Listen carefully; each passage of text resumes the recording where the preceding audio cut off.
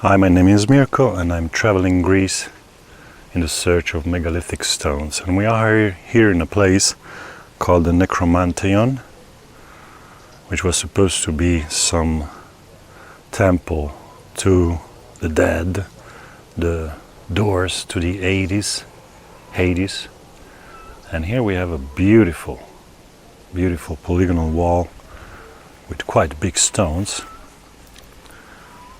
By the way, in the same style that we saw yesterday in Cassiope, even though this site is at least 800 BC, so almost 3,000 years old, whereas Cassiope is dated officially at 400 BC.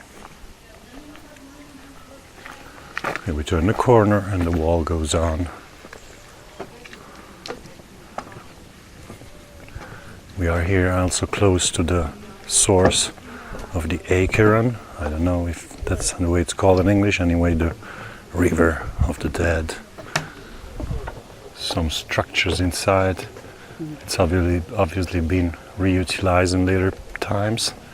There's even something that looks a little bit like a church over there. Even here, some of the internal remains of the walls are polygonal, but some are not. Like the first one is polygonal, these three here are not. But over there we find other structure or bases of structures with polygonal walls. So it really looks similar to what we saw yesterday in Cassiope. Even though the wall here is double, it's not single stones, but it's quite thick. It looks around 2 meters, as you can see.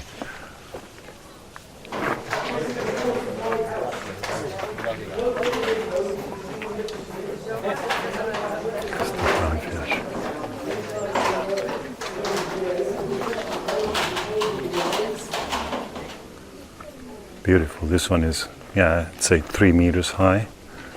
Some joints are really precise, really tight fitting. You can see here. Again, we recognize the style we're getting used to here in Greece. The stones are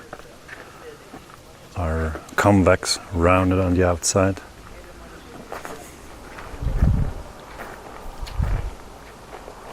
Quite huge blocks. Guarda quella la tua base. The one on the ground there is really big, more than 2 meters long.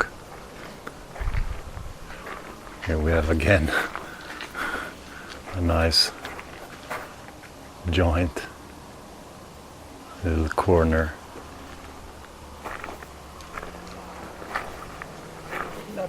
It looks like sometimes like this stone had to be here, so everything around it was adapted to the shape of this single stone, and the feeling you get is like that. Look at this one.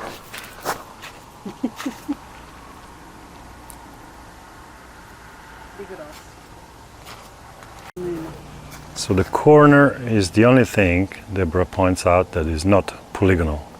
You see, a few stones around the corner are not polygonal, even though we always have this little flattened part here on both sides. And here we enter some kind of a strange labyrinth made of polygonal blocks, quite big ones. There was obviously an arch here, which in the meantime has collapsed.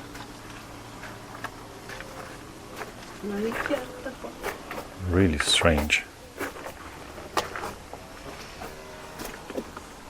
It's like a path, a tortuous path.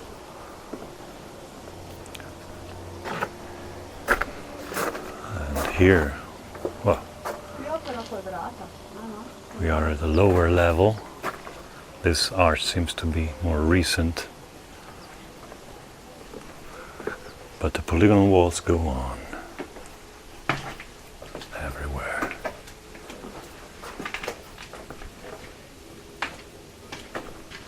still inside. You see other rooms, they're all polygonal. Big vases here. Big lintels. Questa meriterebbe anche una foto. Another closed room this time. There's something being built on top of concrete. But even here the walls are all polygonal. E gli angoli anche.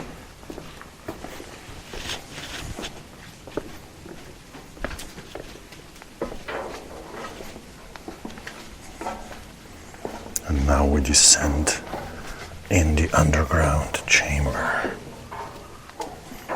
Wow. It's really humid down here. Not much light, but I have a torch. You can see the whole chamber is full of arch after arch after arch.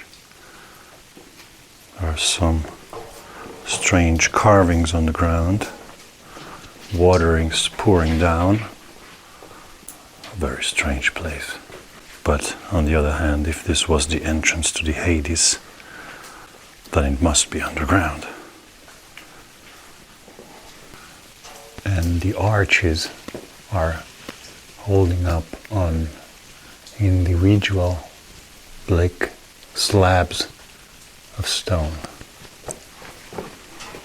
So just one last observation. The cave has been dug up to a certain level, and then the columns, which are the basis of the arches, are somehow leaning on a bench, but it's not the same height everywhere, so they just adapted these columns to the various height of the dugout part. Another huge lintel.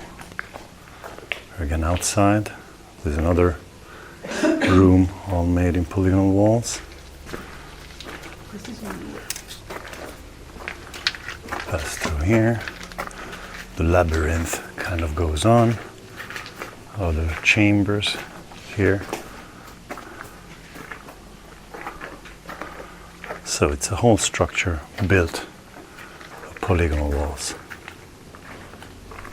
Again, this, if I hadn't seen Cassiope, I would say it's unique. But in Cassiope we could get an idea of a similar way of building. Look at this one stone. From here I can see both gates.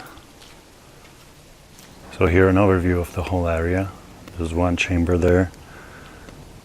That's where we were a moment ago. You can see the other walls. So there's different rooms and walls. Unfortunately they built this plastic roof on top now, part of it, so you cannot see it all. We are standing on this kind of a platform kept in place by the polygonal walls around it, and there's the church with the polygonal walls in bottom.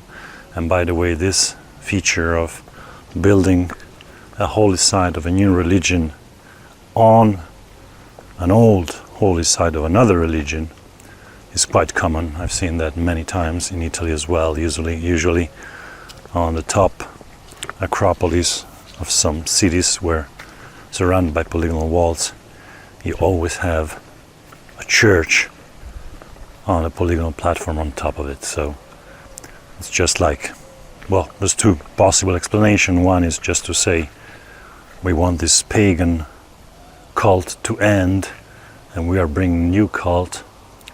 Or another explanation is just that these places are powerful, energetically powerful places, and so each cult recognizes that and builds his own sacred holy buildings on top.